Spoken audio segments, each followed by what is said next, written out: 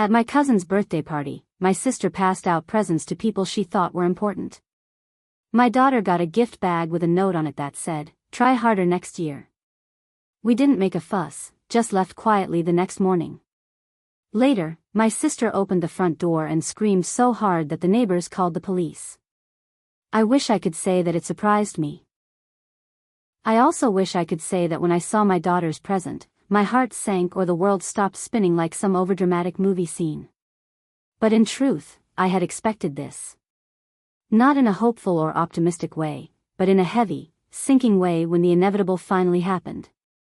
The party was at my sister's house, which looked like it had been pulled from a Pinterest board. The balloons were color-coordinated. The cake stand was so elaborate it looked like it had been curated by a PR professional. The twins wore matching Born to Shine shirts. Children ran about, clutching embroidered gift bags like treasures. My daughter held onto my bag. She was 7, wearing a glitter headband she'd picked out that morning, one that she said made her feel like a galaxy. She was a little nervous before arriving, as she always was in large groups. But she practiced "Happy Birthday" twice on the way. She also made 2 little cards, one for each of her cousins, carefully drawing stars and signing them "Love." I was proud that she was a success just walking in the door. My husband and I stood near the dining table, awkwardly talking to people we barely knew. I tried not to notice my sister avoiding our eyes. My mother gave me a stiff, "Don't make trouble" warning smile. My father just nodded slightly and went back to slicing ham as if it were some kind of surgery that required absolute concentration. Then came the gift giving. Each bag was decorated with the child's name written in glitter, and contained a stuffed animal, a soap bubble, a water bottle named after the child, and a keychain with the child's initial. One by one, the children eagerly opened their presents like it was Christmas. Finally, it was my daughter's turn. A plain white paper bag, no glitter, no name, just a note stuck crookedly in my sister's familiar handwriting, "Try harder next year." She looked at the paper as if trying to make sense of it, hoping there was something inside that would explain the words. She reached out and pulled them out, a broken crayon, an old eraser, and a mint that looked like it had been in her bag for a week. That was it. I saw her throat tighten. She looked at me and slowly touched my hand, preparing for shock, like she thought she had done something wrong. Then the adults laughed. My sister laughed the loudest, a sharp laugh to show that she was in control. "She's been naughty," she said. "She's been acting up lately, interrupting, protesting, crying little things. This is just a gentle lesson." My mother laughed too, saying, "That's good for her. You kids are so clingy." My father laughed too, dismissing it as awkward but harmless. The other kids laughed too, not understanding what was going on but imitating it. My daughter gave a stiff smile like children trying to hide tears. My husband looked at me not with surprise but with quiet, steady determination. He sat down next to her, took the gift bag from her hands and said, "You don't need this. Let's go eat some real cake." We stood up, without saying anything, took our daughter's hand and left the house as if it were on fire. No one tried to stop us, no one called after us, not even my sister. My daughter sat on the sofa, staring at the twinkling stars on her birthday card, as if hoping they would change places to explain why she had received it. I said softly, "It's not that you don't say thank you fast enough, it's that some people forget how to be kind." She nodded, hugging the cards to her heart. She fell asleep on the couch, curled up under the soft blanket my husband had given her for Christmas, which read, "You are safe. You are strong. You are loved." I sat in the kitchen while my husband made tea. We didn't say much, not necessarily. Because this wasn't new, it was just over. He said, I'd stopped paying rent, food cards, electricity, everything. I nodded, opened a drawer of important things, and pulled out a file I'd been quietly keeping for years. Text messages, photos, printouts of emails from my sister asking her to babysit her daughter for a week on vacation, receipts from the money I'd sent my parents to pay their taxes, the times they'd promised to pay me back after the cruise. The file was heavy. I added a "try harder next year" note to the cover. My husband looked at me, said nothing, but when I looked back, he nodded. Not permission, but as if to say, tomorrow, I let go. They want to teach my daughter a lesson. Okay. They will learn this time, but it will be a lesson for them. This did not start with my daughter. The most painful thing is that it should not have happened to her. She deserves to be safe, loved by her whole family, not just her biological family but also her extended family. It all started with me, growing up in that house, learning to please. Learning to avoid making mistakes so as not to be criticized. Learning to keep quiet because it was safer than telling the truth. Learning to pretend to be happy rather than to say how sad I was. My older sister, Emma, was always the favored child without saying it. From the way my parents talked to her, the way they seemed excited about her stories, to the way they paid half-hearted attention to my achievements. I remember one time in 3rd grade, I proudly came home with a certificate of having never missed a day of school, fighting through a cold and a stomachache to get it. I handed it to my mother, who glanced at it and said, Emma was the student of the month. Obviously more important. I brought home a B+ in math, a subject I had struggled with for months. My father said, Emma never brought home lower than an A when I was in a play as the lead. When I was cast in a play, they didn't come. Emma had a volleyball practice game, not a tournament, but important to her. They promised to come, but never did. Birthdays were the worst. My birthday parties were always shared with Emma, even though our birthdays were almost 2 months apart. One year, the cake had only her name on it, and mine was a secondary one. We only received one gift together, a pair of roller skates in Emma's size. I was always, too much or not enough, too quiet, too dramatic, too shy or too direct. I cried too much, asked too many questions, thought too deeply, skipped classes and then sulked. I didn't laugh enough, or the right way.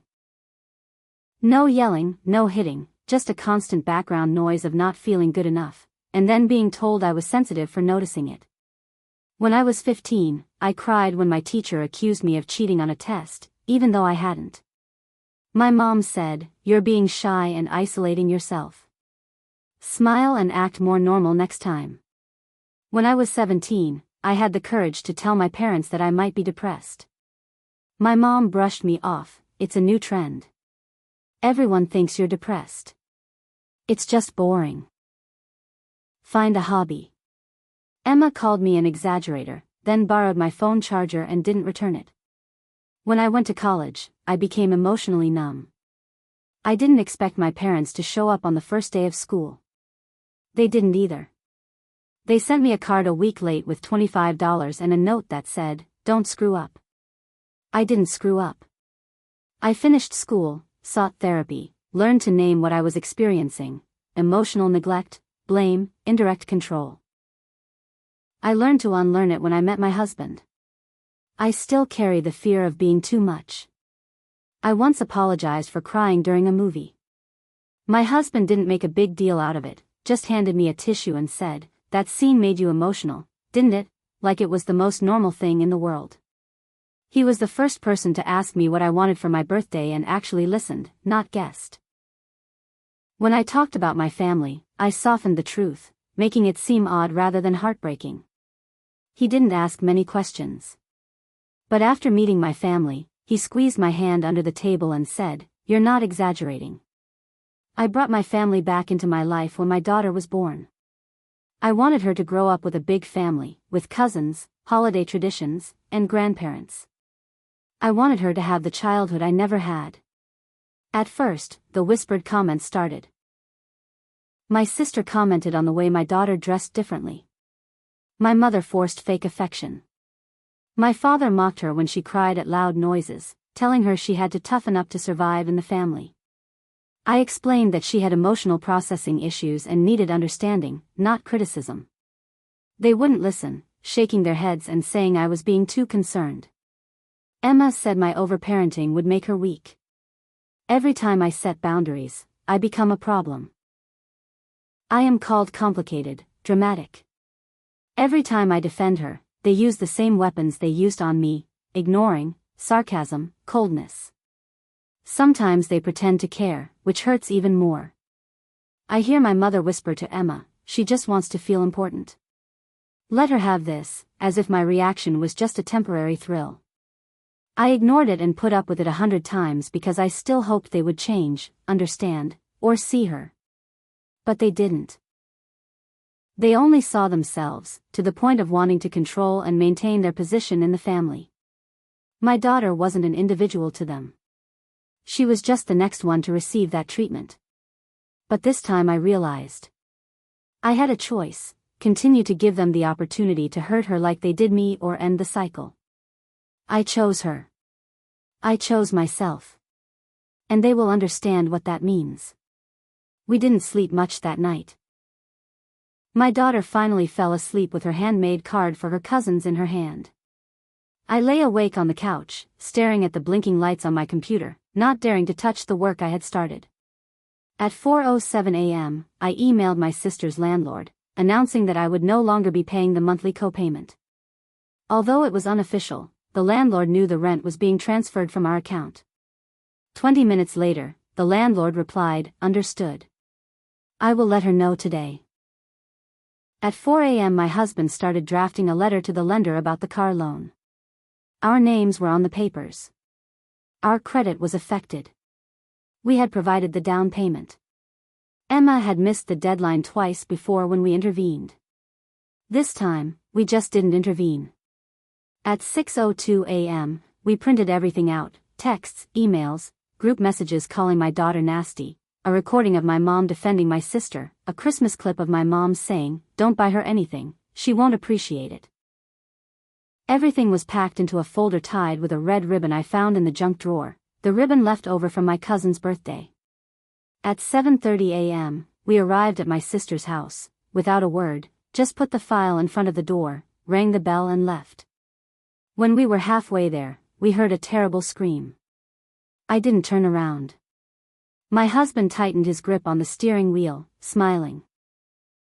Later I learned that the neighbors in their coats went out, thinking something serious, and called the police when they saw Emma blushing and panicking, holding the file as if it were something poisonous. The police came. Emma said it was harassment and her sister was trying to ruin her life. The police went through the file, said it was a civil matter, no crime, no need to intervene. By noon, my phone was buzzing with 38 messages from my sister. At first, yelling, scrutinizing. Then guilt. That we were family, that we couldn't do this. Then begging, threatening, demanding that I take back my actions. My mother called 4 times, leaving a third angry voicemail, demanding that I stop or the family would fall apart. I didn't answer. Instead, I sent the digital file to extended family, aunts, uncles, cousins, with a simple subject line explaining why we'd disappeared. I got 20 replies, half of whom said they had never heard of it, one cousin simply sending a line, "Good for you." The trouble started 2 weeks later. The landlord told Emma she had 30 days to pay the balance or face eviction. The loan company reported the delinquency and put her on a red flag. My husband smiled when he saw it. My parents called my husband, not me. My mother told my husband to tell her they were sorry and not to do it again. He was honest, it wasn't their problem, it was their own doing. They came to our house the next morning. My daughter looked out the window and turned pale. I opened the door but wouldn't let her in. My father said he wanted to talk because things had gone too far. I said this was the consequence. My mother tried to cry but there were no tears. They left a card in the mailbox with the message, "We miss you." I sent it back with a note saying, "Me too." Then I turned back to my daughter, who was reading on the sofa, her legs curled up under the covers, her face peaceful. She asked, "Are they angry, Mom?" I shook my head, "They're just being noisy." "That's not angry." She nodded. That night, my husband took us out for ice cream. We didn't celebrate, we just breathed deeply. From that silence came a new feeling, peace. And it was incredibly loud for a week. My sister reacted violently, but but after the storm, everything went dark. I thought they understood. But they didn't. 10 days later, my daughter brought a letter from Emma to school. It was written on pastel-colored paper, bordered with little hearts, like they were meant for children. It was short: "If you're sad or confused, remember that Aunt Emma loves you and you can call her anytime, even if Mom doesn't say so." She looked at me blankly and asked, "What did I do wrong, Mom?" I couldn't contain my anger.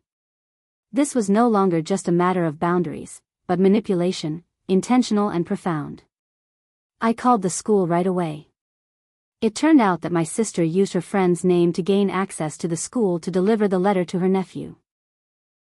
She didn't check the documents, just smiled slightly.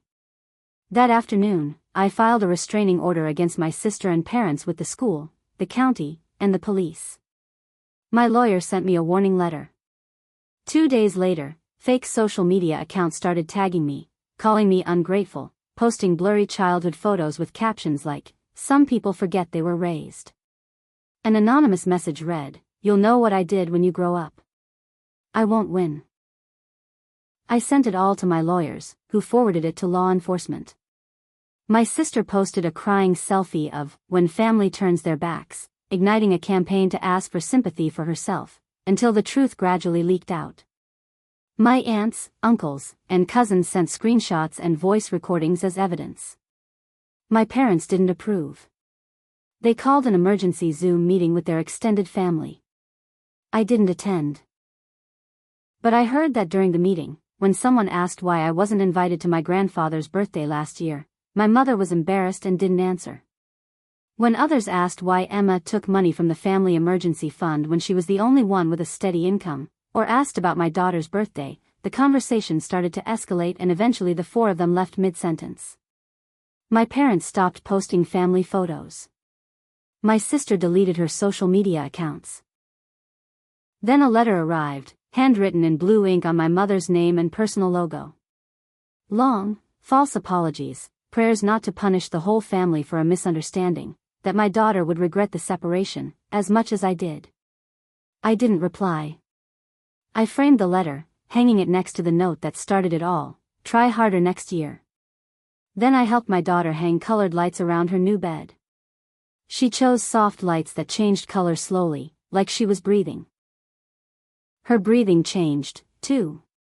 It was softer, easier, no longer tense and tight. She made 2 new friends in her art class, sweet and curious, who didn't laugh when she used earplugs or needed quiet. She started sleeping through the night. One morning, she said, "My heart isn't beating anymore." I held her, and she made a little squeaking noise. At the end of the school year, her class had a family day. The students invited an adult to come over and eat cookies and show off their artwork. She chose me. Her work was an abstract painting of soft pink swirls of galaxies and shooting stars. In the corner of the painting, in black ink, she wrote, "Better safe than big." On the way home, I asked her if she wanted ice cream. She nodded, then hesitantly said, "Mommy, you did the right thing. Even though they said you were mean, even though they didn't talk to us anymore, you still did the right thing." I choked up and said, "Thank you, it means a lot." She leaned back in her chair, smiling slightly. That night, I checked my email one last time before bed, and there was a new message from Emma. No subject, no greeting, just 6 words. "Are you happy? You won." I didn't reply. I didn't need to. But she was wrong. I didn't win. I left. And for the first time in my life, I didn't come back. Sometimes I wonder if I went too far. If I should have said something different that night, or if the silence as I left was the loudest voice I've ever had. I wonder what she'll remember one day and, more importantly, what she won't have to learn again because I stopped her. Now I want to ask you, if this was your child, what would you do? Would you leave, protest more strongly, or ignore it completely? Let me know your choice. Did I do the right thing or did I go too far? If you want to hear more true stories like this, please subscribe.